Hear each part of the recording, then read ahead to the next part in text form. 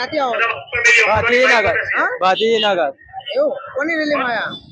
આપણે બધું કોની રેલીમાં આવ્યા છો? હું આમની જોડે આવી છું. બેન ક્યાંથી આવો છો? બાગોડિયા રોડ. વાઘોડિયા રોડ થી આવો છો? હા, કોની રેલીમાં આયા?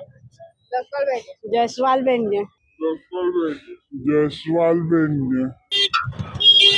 કોની રેલીમાં આવ્યા છો?